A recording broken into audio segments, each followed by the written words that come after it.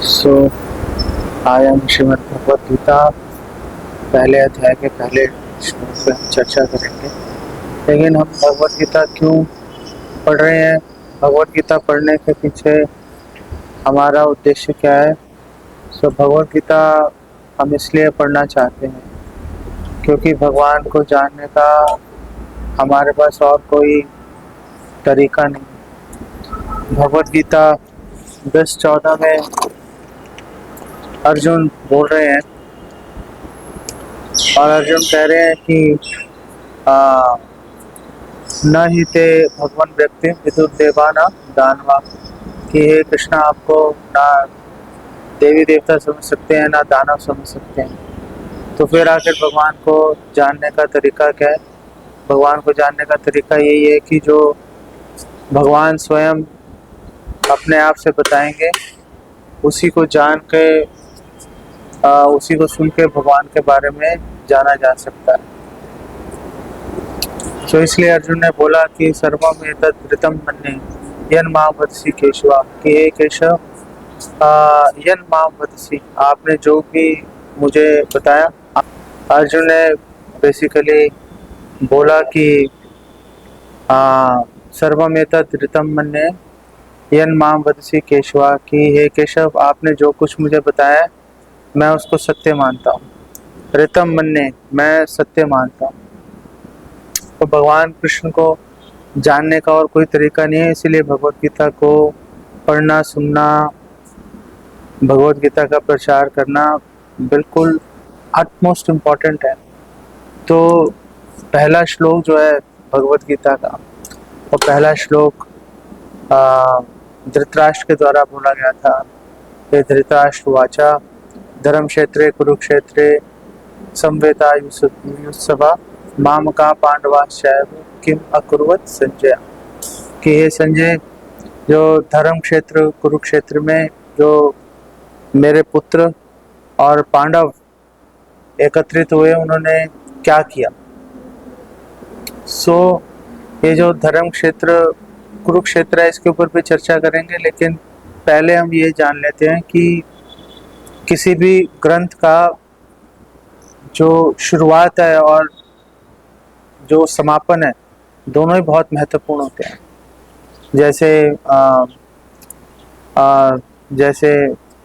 अगर हम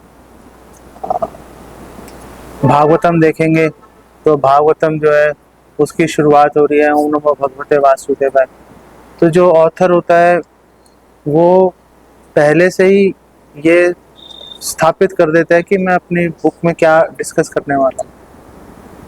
तो जब सुखदेव गोस्वामी ने बोला ओम नमो भगवते वासुदेवाय, तो इससे उन्होंने ये स्थापित कर दिया कि हम भगवान कृष्ण के बारे में चर्चा करेंगे। और उसका जो समापन है भागवतम का, तो भागवतम 12वें स्कंद के 12वें स्कंद के अगर हम आखिर में देखें तो क्या वहाँ पर बता रहे हैं कि नाम संकीर्तनम यस्य सर्व पाप प्रणाशनम प्रणामो दुख शमनस तम नमामि हरि परम, कि हे हरि मैं आपको प्रणाम करता हूँ। और कौन है हरि? कि नाम संकीर्तनम यस्य, जिनका नाम संकीर्तन जो है सर्व पाप प्रणाशनम, सारे पापों को नष्ट कर देता है। प्रणामो दुख शमनस, और उनको प्रणाम करने से सारे दुख जो है वो नष्ट हो जाते हैं। इसी तरह से हम जब सीसी को देखते हैं चैतन्य चरितामृत को, तो आदि लीला पहले अध्याय के पहले श्लोक में ही कृष्णदास कविराज गोस्वामी ये सिद्ध कर देते हैं कि चैतन्य चरितामृत में क्या चर्चा होने वाली है। तो उन्होंने वहाँ पर पहला श्लोक जो बोला, वंदे गुरुम ईश भक्तान ईशम ईशावतारकान तत्प्रकाशाम स च तत्शक्ति कृष्ण चैतन्य सम्यकम, कि मैं प्रणाम करता हूँ गुरु को, गुरु वृंद को और भगवान के भक्तों को। और ईशम, हे भगवान, परम भगवान को मैं प्रणाम करता हूँ। ईश अवतारकान, भगवान के जो अवतार हैं उनको भी मैं प्रणाम करता हूँ। तत्प्रकाशाम, उनके जो प्रकाश है, विभिन्न प्रकाश है, उनको प्रणाम करता हूँ। च तत्शक्ति, और उनकी विभिन्न शक्तियों को मैं प्रणाम करता हूँ। और वो ईशम कौन है? कृष्ण चैतन्य सम्यकम, उनको वो विख्यात है भगवान श्री कृष्ण चैतन्य महाप्रभु के नाम से। तो पहले से ही पहले श्लोक में डिफाइन कर दिया कृष्णदास कविराज गोस्वामी ने कि पूरी चैतन्य चरितमृत में क्या बात करने वाले हैं। और अगर हम उसका आखिरी श्लोक देखेंगे चैतन्य चरितमृत का, तो आखिरी श्लोक में बोल रहे हैं परिमल वासित भुवनम स्व रसोन्मादित रसज्ञ रोलंबम। रोलंबम का मतलब है जो भवरा जो होता है। गिरिधर चरणाम भोजम कह खलु रसिका समीहते हाथुम, कि जो रसज्ञ हैं, जो रस की विवेचना करने में दक्ष है, वो एक भंवरे की तरह है। और वो बिल्कुल उन्मादित, वो पूरी तरह से उन्मादित हो चुके हैं भगवान श्री कृष्ण के चरण कमलों की रज से, उनकी सुगंध लेकर परिमल वासित, उनकी सुगंध से पूरी तरह से अनुमादित हो चुके हैं। और गिरिधर चरणाम भोजम, भगवान कृष्ण के चरण अम्बुज की जो गंध है उससे पूरी तरह से उन्मादित हो चुके हैं। कह खलु रसिका समीहते हाथुम, समीहते हाथुम, कौन छोड़ के जाएगा, कौन छोड़ेगा इसको। कह खलु, कौन छोड़ सकता है, कौन छोड़ेगा। कह खलु रसिका, कौन ऐसा रसिक भक्त है जिसको रस की तलाश है। वो ऐसा कौन सा व्यक्ति है जो कि भगवान श्री कृष्ण के चरण कमल को, जिसके लिए रसज्ञ उनके चरणों की गंध लेने के लिए उन्मादित है, उसको छोड़ के कौन ऐसा व्यक्ति है जो कहीं और जाएगा। तो हम देखते हैं कि जो शुरू का श्लोक है और आखिर का श्लोक है, ये बहुत इम्पोर्टेंट बेसिकली होते हैं। तो हमने ये देख लिया कि जो किसी भी ग्रंथ के शुरुआत कहाँ से हो रही है और अंत कहाँ पे हो रहा है, वो बहुत ही महत्वपूर्ण है। इस प्रकार से जो भगवत गीता की जो शुरुआत है, शुरुआत भी अगर देखेंगे अब भगवत गीता की, वो धर्म क्षेत्र कुरुक्षेत्र संवेता, तो धर्म क्षेत्र से शुरुआत की और उसका जो है परिणति कहाँ पे हो रही है। जो 18वें अध्याय का 78वें श्लोक में संजय बोल रहे हैं, यत्र योगेश्वरा कृष्णो यत्र पार्थो धनुर्धरा तत्र श्री विजयो भूतिर ध्रुवा नीतिर मति ममा, कि जहाँ पर भगवान कृष्ण है, जहाँ पे अर्जुन है, वहाँ पे ही श्री धन धान्य विजय भूति, विभिन्न प्रकार की विभूतियाँ, ऐसा मेरी मति जो है, ऐसा मेरा निर्णय है। ध्रुवा, निश्चित रूप से, इसमें कोई संशय नहीं, निश्चित। तो हम देखते हैं कि शुरू के और आखिर के शब्द एक्चुअली में बड़े महत्वपूर्ण है किसी ग्रंथ की विवेचना करने कि आखिर इस ग्रंथ में क्या चल रहा है। अंदर डिटेल्स हैं, लेकिन अगर आपने उसकी शुरुआत देख ली और अंत देख लिया, आपको पता चल जाएगा इस ग्रंथ के अंदर आपको क्या मिलेगा। तो जब हम धर्म क्षेत्र की बात करते हैं, तो धर्म क्षेत्र कुरुक्षेत्र जो है, ये शुरू से ही बहुत फेमस रहा है। कुरुक्षेत्र की ऑलमोस्ट सभी पुराणों में आप देखोगे कुरुक्षेत्र की महिमा दी गई है। वामन पुराण में कुरुक्षेत्र के बारे में बताया गया। हालांकि वामन पुराण जो है वो तामसिक पुराण है वो, लेकिन कुरुक्षेत्र की महिमा तो उसमें बताई गई है। ऐसे तो स्कंद पुराण में भी बताई गई है, पद्म पुराण में, वराह पुराण में, सब में काफी वर्णन है, लेकिन वामन पुराण में बहुत ही विशद वर्णन किया गया है कुरुक्षेत्र का। और वहां पे बताया गया है, जो हम श्लोक बोलते हैं ना, अपवित्रो पवित्रो वा सर्वावस्थां गतोऽपि वा यः स्मरेत् पुंडरीकाक्षं स भयाभ्यंतरः शुचि, है ना। तो यही श्लोक कुरुक्षेत्र के लिए भी बोला जाता है उसमें बोला जाता है अपवित्र पवित्रो वा सर्वावस्थां गतोऽपि वा यह स्मरेत कुरुक्षेत्रम स बाह्य भयंतरम शुचि, कि जो कुरुक्षेत्र का ध्यान भी कर लेगा वो अंदर से और बाहर से शुद्ध हो जाए। और आगे बताया गया कि कुरुक्षेत्रम गमिष्यामि, कि मैं कुरुक्षेत्र जाऊंगा, गया नहीं, गमिष्यामि, श्यामी जैसे होता है वो भविष्य काल का सूचक होता है। तो कुरुक्षेत्रम गमिष्यामि, कि मैं जाऊंगा कुरुक्षेत्र, कुरुक्षेत्रे बसामि हम, मैं वहां पे रहूंगा जाके। इति एवं वाचम उत्सृज्य, अगर किसी ने इतना ही बोल दिया कि मैं जाऊंगा कुरुक्षेत्र, मैं रहूंगा कुरुक्षेत्र जाके, इति एवं वाचम उत्सृज्य, सिर्फ इतना ही बोल दिया, सर्व पापे प्रमुच्यते, सारे पाप उसके नष्ट हो जाएंगे उसके। ये मतलब कुरुक्षेत्र की महिमा वामन पुराण में बोली गई। और कुरुक्षेत्र में साथ में पुष्कर भी है, और वहाँ पर बेसिकली पूरे भारतवर्ष में ब्रह्मा जी की 5 वेदियां हैं, 5 सिटिंग प्लेस हैं ब्रह्मा जी के। तो मध्य वेदी जो है वो प्रयाग में, और पूर्व वेदी गया में है, दक्षिण वेदी जगन्नाथपुरी में है, पश्चिम वेदी पुष्कर में है, और उत्तर वेदी वो कुरुक्षेत्र के अंदर है ब्रह्मा जी। तो वहाँ ब्रह्म सरोवर भी है ना, तो उत्तर वेदी कुरुक्षेत्र के अंदर है ब्रह्मा जी की। वहाँ पे मतलब बोलते हैं भगवान विष्णु, शिव जी, ब्रह्मा जी, इनका निवास है।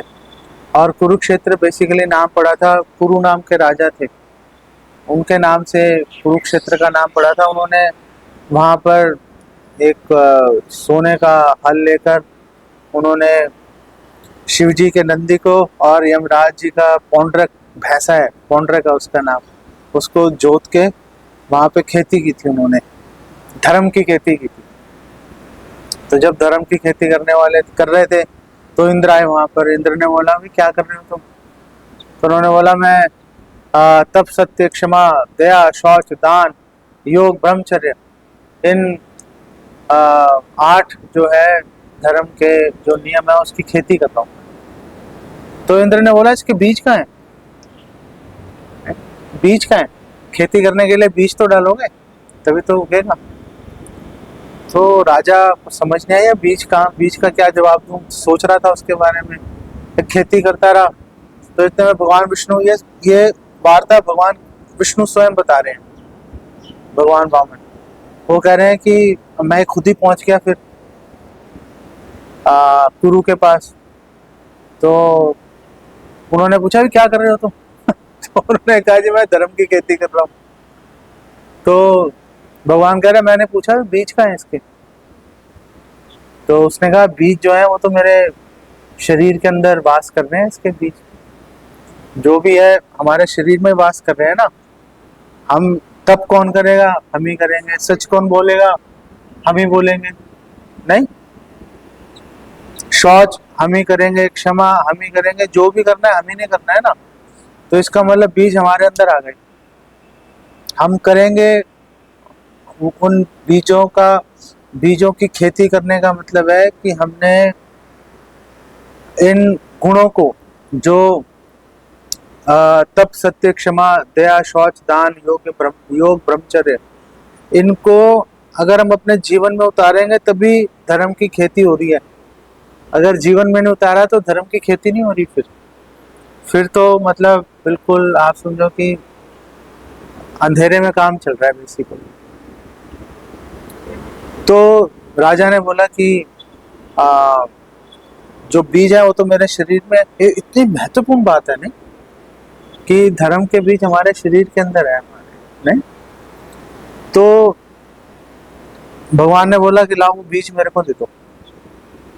तो राजा ने अपना दायां हाथ बढ़ाया आगे, तो भगवान ने सुदर्शन चक्र से के हाथ के हजारों टुकड़े कर दिए और देवी देवताओं को दे दिए, वह जाओ धर्म की खेती करो। और फिर राजा ने बायां हाथ बढ़ाया, बाएं हाथ को भी काट दिया और इस प्रकार उनकी दोनों टांगे भी काट दी। और फिर भगवान ने कहा और भी है बीज, तुम्हारे पास धर्म के अगर कितनी परीक्षा लेते हैं भगवान एक्चुअली में, नहीं? तो उन्होंने कहा और भी है, तो उन्होंने कहा मेरा मस्तक है, जैसे बलि महाराज ने लास्ट में बोला था कि मेरा मस्तक ही है, आप इसको आप यूज कीजिए। तो आ, जब उसने अपना मस्तक उसने भगवान को अर्पित किया तो भगवान खुश हो गए, और भगवान ने बोला ठीक है वर मांगो, तो उन्होंने बोला जी ये धर्म क्षेत्र हो जाए, ऐसा बेसिकली ये 52 पुराण के अंदर वर्णन है। तो हम क्या, हमें मतलब क्या सोचना चाहिए, जैसे हमने अभी शुरुआत में वो श्लोक पढ़ा था कि सर पापे प्रमुच्यते, कि अगर हम ये बोलेंगे कि हम कुरुक्षेत्र जाएंगे या कुरुक्षेत्र में रहेंगे, ऐसा सोचने से सारे पाप खत्म हो जाते हैं। जैसे हम फलश्रुति की हम चर्चा कर रहे थे कि अगर हम फल को ध्यान में रख के अगर हम कार्य करेंगे तो फिर वो सकाम कर्म हो जाता है। सकाम कर्म होते ही, सकाम कर्म का मतलब होता है कर्म का, हम सिर्फ एक फल को ध्यान में रख सकते हैं सिर्फ, कि भगवान संतुष्ट होंगे। इसके अलावा अगर हमने कोई भी फल अपने दिमाग में रखा अपने कार्यों का, तो समझो हमारा वो जो हमने एफर्ट लगाई थी वो बेसिकली वेस्ट हो गई एफर्ट, उसका अब कोई मूल्य नहीं रहा उस एफर्ट का। तो जो भक्त है वो ये नहीं सोचता कि हम कुरुक्षेत्र जाएंगे सारे पाप, चलो ब्रह्म सरोवर में डुबकी लगा लेते, पाप नष्ट हो जाए। हमारे लिए, एक भक्त के लिए धर्म क्षेत्र का क्या मतलब है? एक भक्त के लिए धर्म क्षेत्र का मतलब है कि हम कुरुक्षेत्र को धर्म क्षेत्र इसलिए मानते हैं क्योंकि भगवान वहां पर मौजूद थे, भगवान कृष्ण वहां पर गए थे, भगवान कृष्ण ने वहां पर भगवत गीता बोली थी, इसलिए हम कुरुक्षेत्र को धर्म क्षेत्र मानते हैं। अदरवाइज हम कुरुक्षेत्र को धर्म क्षेत्र मानने का हमारे लिए कोई बेसिकली औचित्य नहीं है। अगर हम बोले, अगर हम किसी और भी विचार से अगर हम लेके आएंगे कि कुरुक्षेत्र धर्म क्षेत्र है, वो बेसिकली कर्म कांड की तरफ जाएगा।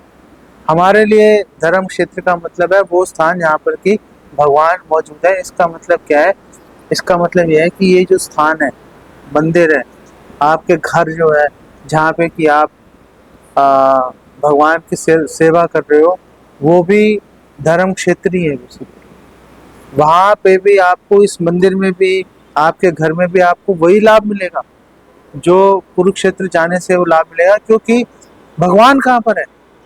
जहाँ पर भगवान मौजूद है वहीं पर धर्म क्षेत्र बेसिकली उसको माना जाएगा। और जहाँ पर भगवान मौजूद है वहां पर धर्म की विजय होके रहेगी। वहां पे अधर्म कभी जीत नहीं सकता, कभी जीत नहीं सकता अधर्म। लेकिन हम तो देखते हैं कि भक्तों को बहुत प्रॉब्लम्स आती हैं, चाहे मंदिर के अंदर है चाहे घर में भी है, कितनी प्रॉब्लम्स आती हैं, मानसिक शारीरिक, कितनी डिवोटी से ही कितना परेशानी को झेलना पड़ता है। तो फिर मतलब ऐसे कैसे हम सोच लें हम कि भाई जहाँ पे भगवान है वहीं पर मतलब वहाँ पे कोई प्रॉब्लम नहीं है। लेकिन पॉइंट इससे बिल्कुल उल्टा है। अगर आप देखो, पांडवों को देखो, कुंती महारानी को देख लो, प्रहलाद महाराज को देख लो, ध्रुव महाराज को देख लो, या चैतन्य चरितमृत में बात करें हम हरिदास ठाकुर को देख लो, नहीं, या रामानंद राय जो है उनके माता पिता भाइयों को देख लो, कितना उन्होंने दुख तकलीफें झेली, कितनी प्रॉब्लम्स आई। तो भगवान कृष्ण के अपने माता पिता देवकी वसुदेव कितने साल जो है कारागार के अंदर कैद रहे वो, नहीं? तो ऐसा नहीं है कि भगवान की भक्ति करेंगे तो प्रॉब्लम्स नहीं आएंगी, प्रॉब्लम्स आती रहेंगी, लेकिन एक भक्त को प्रॉब्लम नहीं दिखाई देती, क्योंकि एक भक्त पूरी तरह से डूब जाता है भगवान के चिंतन, भगवान के बारे में सोचेगा, उसको प्रॉब्लम आ रही है जा रही है कोई फर्क नहीं पड़ता उसको। और फिर अंततः, और फिर शिला प्रभुपाद को देख लो, शिला प्रभुपाद ने कम मुश्किलें उन्होंने सामना किया। जहां भी जा रहे थे कहीं पे भी प्रॉपर रहने की जगह नहीं थी, लोग जबरदस्ती अनचाहे मन से उनको अपने घर में रख रहे थे, भारत में भी और भारत से बाहर भी। जब तक वो 26 सेकेंड एवेन्यू में शिफ्ट नहीं हुए थे, और 26 सेकेंड एवेन्यू में शिफ्ट होने से पहले भी उनके क्या हुआ था कि वो डेविड जिसके साथ रह रहे थे, उन्होंने शिला प्रभुपाद पे अटैक ही कर दिया उसने, डेविड ने, मतलब बिल्कुल ऐसे पास पहुंच गया था अटैक करने के लिए। आप प्रभुपाद 70 साल के व्यक्ति, हार्ट अटैक्स हो चुके हैं, कैसे उसका सामना करेंगे? सारा सामान छोड़ के प्रभुपाद वैसे ही नीचे उतर आए। तो प्रभुपाद ने कितनी तकलीफें झेली प्रभुपाद ने, लेकिन प्रभुपाद ने तो कभी नहीं बोला कि वो कृष्णा बहुत तकलीफ हो रही, बल्कि जो मार्के ने भागवत धर्म जो प्रभुपाद ने भजन लिखा, यूएस पहुंच के पोर्ट के ऊपर ही प्रभुपाद ने भजन लिखा। प्रभुपाद ने बोला कि काष्ठेर पुतली यथा नचाओ से मते, आप मुझे एक कठपुतली की तरह नचाइए, आप नहीं, नाचाओ से नाचाओ से नाचाओ से मते, काष्ठेर पुतली यथा नचाओ से मते, आप मुझे नचाइए काठ की पुतली की तरह। सो एक भक्त जो है, भक्त ये नहीं सोचता वो हार्ट अटैक्स हो गए, वो ये प्रॉब्लम्स आ रही हैं, वो प्रॉब्लम्स आ रही हैं, कोई फर्क नहीं पड़ता। ये जितने भी डिवोटीज हैं उनके अगर हम एग्जाम्पल को देखेंगे तो एक ही बात समझ में आएगी कि टॉलरेट करते रहो और सर्विस करते रहो। अगर आपने टॉलरेट किया, सर्विस छोड़ी, प्रॉब्लम है। सर्विस कर रहे हो, टॉलरेट नहीं कर रहे, प्रॉब्लम है। दोनों काम एक साथ करने पड़ेंगे, सहना भी पड़ेगा और सेवा भी करते रहना पड़ेगा। अगर हम ये दोनों का, और आप किसी भी भक्त को उठा के देखो, वो सह भी रहे हैं, सेवा भी कर रहे हैं, सह भी रहे हैं, सेवा भी कर रहे हैं। तो अगर हम इस बात को ध्यान में रखेंगे तो आगे बढ़ेंगे। तो धर्म की परिभाषा हमारे लिए, धर्म की परिभाषा वो है जो ब्रजवासियों की परिभाषा है। ब्रजवासी कुरुक्षेत्र स्नान के लिए नहीं गए, ब्रजवासी कुरुक्षेत्र गए कि कृष्ण के दर्शन होंगे, कृष्ण से हम मिले, नहीं, ये ब्रजवासियों का जो है उनके मन में ये भावना चल रही है। और फिर जब उन्होंने भगवान कृष्ण को देखा तो उनके मन में क्या भावना थी कि इनको यहाँ से हम वृंदावन लेके जाएंगे, रथ में बिठा के। तो रथ यात्रा शुरू हो गई। तो हमारे लिए धर्म की परिभाषा है जो शिला प्रभुपाद ने एक्सप्लेन किया कि धर्म का मतलब है जो हमारा आंतरिक, जो आत्मा का आंतरिक धर्म है, इंट्रिंसिक क्वालिटी ऑफ सोल, वो क्या है आंतरिक धर्म, कि भगवान कृष्ण को संतुष्ट करना, भगवान कृष्ण की सेवा करना, ये धर्म हमारे लिए। कुरुक्षेत्र धर्म क्षेत्र इसलिए है क्योंकि वहां पर ब्रजवासी समेत श्रीमती राधा रानी भी वहां पर भगवान कृष्ण से मिले। और अगर हम देखें कि जो वहां पर मिले थे भगवान कृष्ण और श्रीमती राधा रानी, वो ऐसी मोमेंट थी, वो ऐसा एक वो बिंदु था समय के अंदर जिसके बारे में चैतन्य महाप्रभु हमेशा, हर रथ, स्पेशली रथ यात्रा के दौरान चैतन्य महाप्रभु हमेशा उस बिंदु का स्मरण करते थे। वो घड़ी ऐसी थी। और चैतन्य महाप्रभु जो है उन्होंने उस घटना को याद करते हुए चैतन्य महाप्रभु एक श्लोक बोलते थे जो रूपा गोस्वामी ने लिखा अपने ग्रंथों में, यह कोमार हर स एव ही वरस्ता एव चैत्र क्षपास ते चोन्मिलित मालती सुर भय प्रौढ़ा कदम अनिलः स चैवास्मि तथापि तत् सुरत व्यापार लीला विधौ रेवा रोधसी वेतसी तरुतले चेतः समुत कंठते। कि ये वही कृष्ण है, श्रीमती राधा रानी बोल रही है और ये चैतन्य महाप्रभु व्यक्त कर रहे हैं, और ये वही कृष्ण है जिन्होंने कुमार अवस्था में हमारे मन को हर लिया था। हाँ, यह कुमार हर, जिन्होंने कुमार अवस्था में हमारा मन हर लिया था। और ये जो समय चल रहा है, चैत्र मास की सुहावनी रात्रि भी है। मालती जो फूल है उसकी सुगंध भी बहुत आ, खिली हुई है। शीतल वायु भी बह रही है, मैं भी हूँ, कृष्ण भी वही है, मैं भी हूँ। लेकिन लेकिन वृंदावन नहीं है यहाँ पर। और क्योंकि वृंदावन यहाँ पर नहीं है, इसलिए मुझे जो सुख की आकांक्षा है वो सुख मिल नहीं रहा। मेरा मन व्यथित हो रहा है। मेरा मन जो है वो उस वृंदावन के वातावरण के लिए समुद्र कंठ थे उसके लिए। ये जगह बहुत अच्छी है कुरुक्षेत्र, लेकिन मेरे मन में क्या लालसा है? मेरे मन में लालसा है वृंदावन। ये चैतन्य महाप्रभु हमेशा इस श्लोक को दोहराते थे, और इसी श्लोक को चैतन्य महाप्रभु के इन्हीं भावों को रूप गोस्वामी ने पद्यावली के अंदर वर्णित किया। और उन्होंने बोला कि प्रिय सोयम कृष्ण सहचरी कुरुक्षेत्र मिलितस तथा हम सा राधा तद इदम उभयो संगम सुखम तथापि अंतः खेलम मधुर मुरली पंचम जुषे मनो में कालिंदी पुलिन विपनाय स्पृहयति।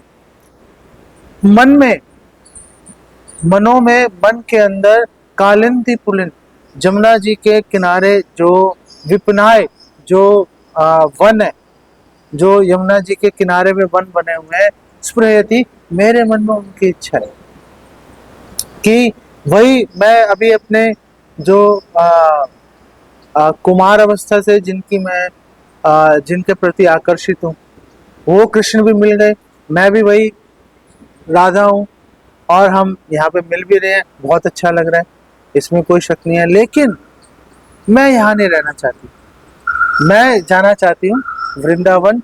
वो जगह हमारे जो लीलाओं के लिए सर्व उपयुक्त है, वो जगह उपयुक्त है। तो ये जो भाव है कुरुक्षेत्र, अगर हम कुरुक्षेत्र के बारे में सोचेंगे तो कुरुक्षेत्र से वृंदावन जाने का भाव उदित होना चाहिए।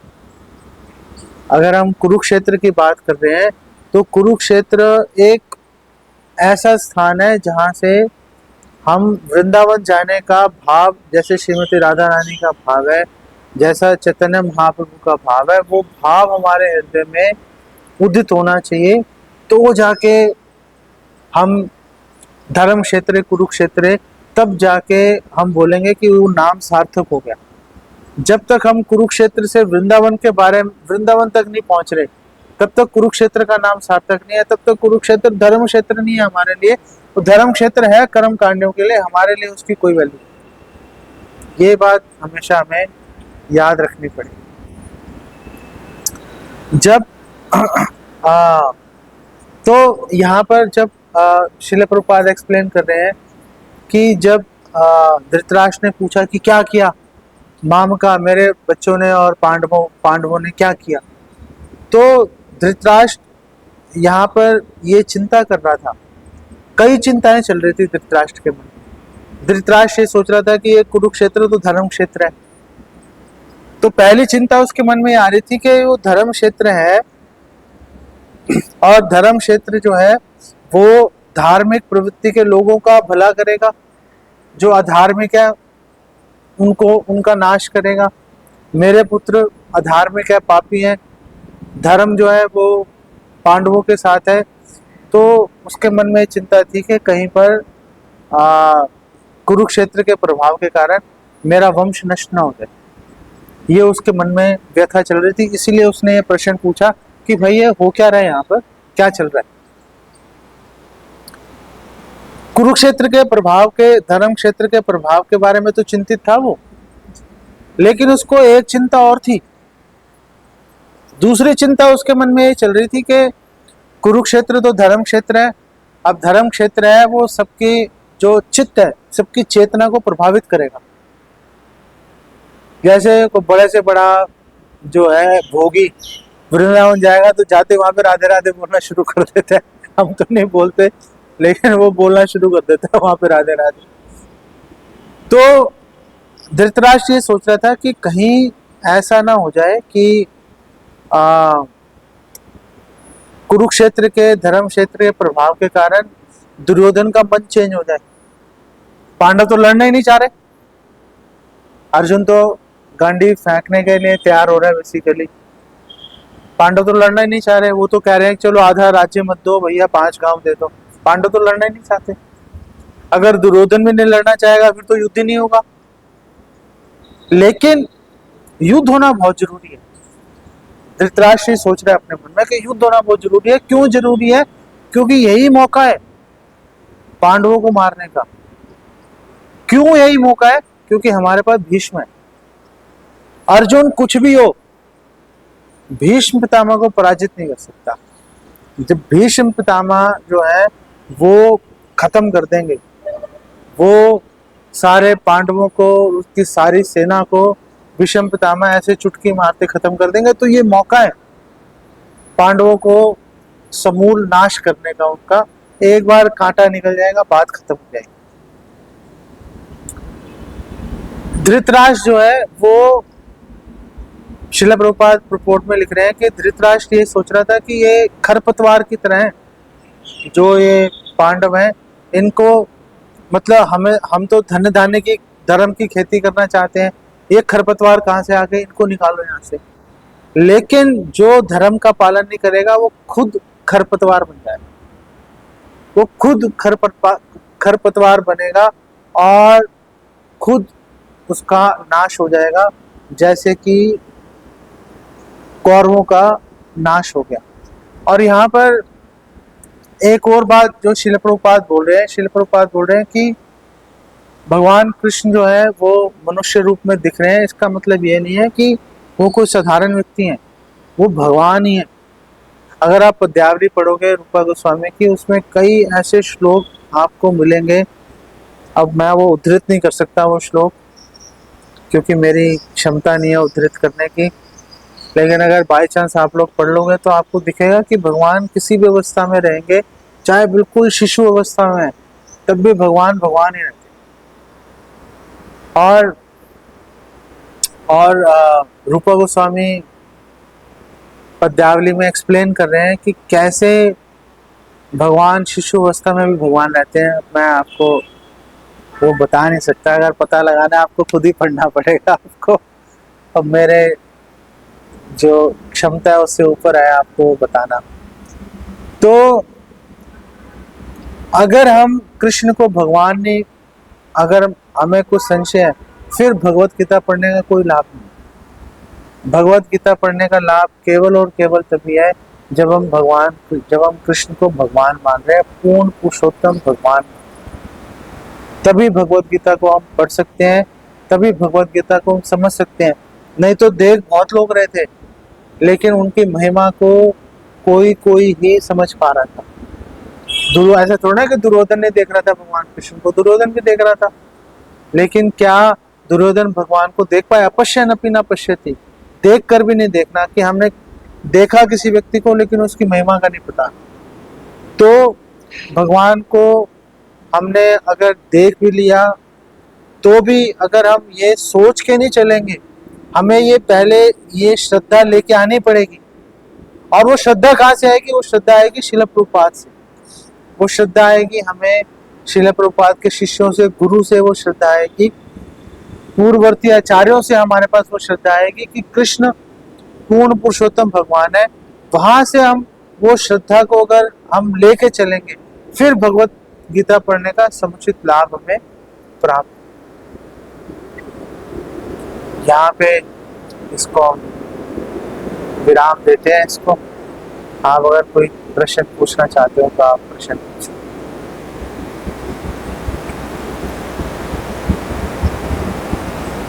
धर्म क्षेत्र, कभी भी आपको कोई भी कभी भी ये सोचना पड़े आपको कि हम जो काम कर रहे हैं वो ठीक है कि नहीं ठीक है, तो आप ये सोचो कि आप वो काम करने के पीछे आपकी भावना क्या है। भावना क्या है? उसको चेष्टा बोलते हैं। अगर आप अपनी चेष्टा को ठीक रखोगे तो आप छोटी से छोटी कोई सेवा करोगे, वो सेवा आपकी शुद्ध भक्ति में परिणत होके रहेगी। चेष्टा का बहुत महत्व है। किस भाव, क्योंकि संकल्प से फल मिलता है। काम एक ही होता है, लेकिन आप किस संकल्प के साथ उस कार्य को कर रहे हो, उससे फल मिलेगा आपको। एक काम एक व्यक्ति कर्म कांड काम फल की इच्छा से करेगा, उसके लिए वो कर्म कांड हो जाएगा। अगर वही कर्म एक भक्त भगवान को संतुष्ट करने के लिए करेगा, वो शुद्ध भक्ति है। काम वही है, काम वही है। हम मंदिर में झाड़ू लगा रहे हैं या प्रवचन दे रहे हैं या कलेक्शन के लिए जा रहे हैं, काम वही है सब। या हम दान दे रहे हैं, है ना। हम लोग जब दान भी लेने जाते हैं तो हम लोगों को बोलते हैं कि आप दान दीजिए, आपका अकाउंट में घर बनेगा। नहीं, तो हम ही कर्म कांड को प्रमोट कर देते हैं। हम लोग ही कर्म कांड को प्रमोट कर रहे हैं। नहीं, अरे क्यों घर बनेगा, हमें परवाह नहीं है घर की, भगवान अपने आप करेंगे जो करें। हमारा तो जो पूरी ताकत है, हम पूरी ताकत हम भगवान को संतुष्ट करने में लगाए। हमारा गोल वैकुंठ में या गोलोक में अपने लिए घर का निर्माण करना नहीं है। हमें कोई इंटरेस्ट नहीं है। हमारा गोल है भगवान को संतुष्ट करना, श्रीमती राधा रानी को संतुष्ट करना। वो हमारा गोल है। उस गोल के लिए हम अपना पूरा दम हम लगाएं।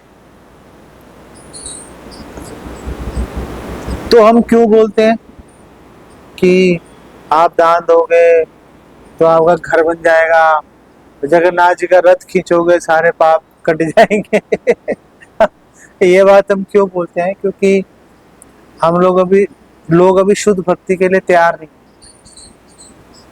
लोग तैयार नहीं है शुद्ध भक्ति के लिए। जैसे एक नर्सरी का बच्चा है, उसको आप कॉलेज की पढ़ाई के बारे में बोलोगे तो बोलेगा भैया क्या हो रहा है।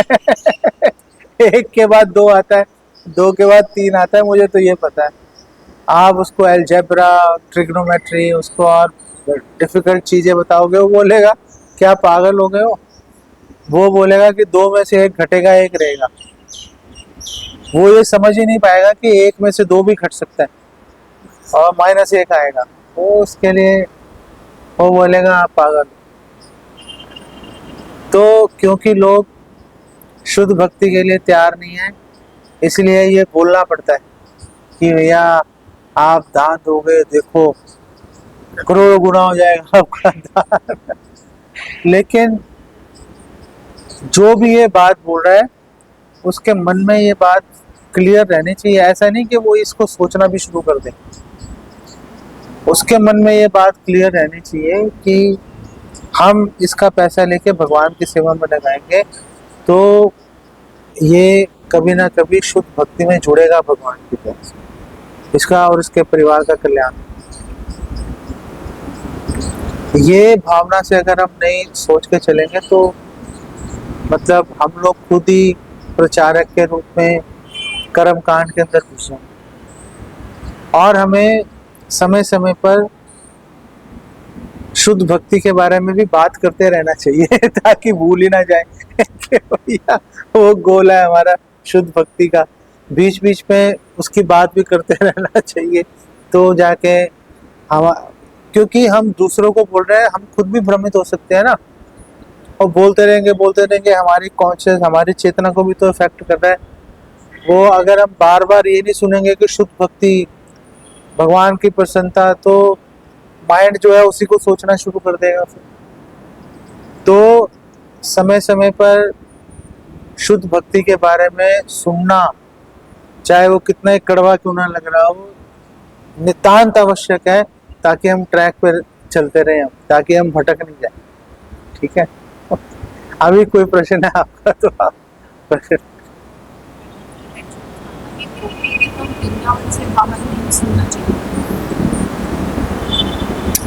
तो गोपी की वृंदावन से बाहर नहीं सुनना चाहिए? तो प्रश्न यह है वृंदावन का है। चैतन्य महाप्रभु बोल रहे हैं मोर मन वृंदावन, मेरा मन ही वृंदावन है। जहाँ पे जिस हृदय के अंदर भगवान कृष्ण का, श्रीमती राधा रानी का चिंतन हो रहा है वो वृंदावन है। और अगर चिंतन हो रहा है वो वृंदावन है तो गोपी गीत वहां पे गाया जा सकता है। बात खत्म। नहीं, ऐसे भक्ति सिद्धांत सरस्वती ठाकुर ने, सब लोग बोलते हैं ना कि ब्रजवासियों से कभी उनसे लड़ाई मत करो, उनका अपमान मत करो, अपराध मत करो। तो श्रील भक्ति सिद्धांत सरस्वती ठाकुर ने बोला ब्रजवासी है कौन? ब्रजवासी है कौन? तो उन्होंने बोला कि ब्रज, ब्रज का मतलब है चलना, ब्रज का मतलब है चलना। जो भगवान कृष्ण को संतुष्ट करने के लिए चल रहा है वो ब्रजवासी है, उसका अपमान मत करो भाई। तो वृंदावन हर वो स्थान है, हमने शुरुआत ही इससे की थी कि ये मंदिर भी वृंदावन है, क्योंकि यहाँ पर भगवान कृष्ण और श्रीमती राधा रानी के बारे में चिंतन किया जा रहा है, उनको संतुष्ट करने का प्रयास किया जा रहा है। तो क्या इस मंदिर में गोपी गीत गाया जा सकता है? क्या इस्कॉन के हर एक मंदिर में गोपी गीत गाया जा सकता है? हाँ बिल्कुल। घर वृंदावन है आपका भाई। सिद्धांत जो है, सिद्धांत क्या है कि अगर आप हृदय में श्री राधा कृष्ण की सेवा, चैतन्य महाप्रभु की अगर संतुष्ट करने का अनुशीलन कर रहे हो, 24 घंटे उसी के बारे में सोच रहे हो, तो क्यों नहीं गाया जा सकता? गाया जा सकता।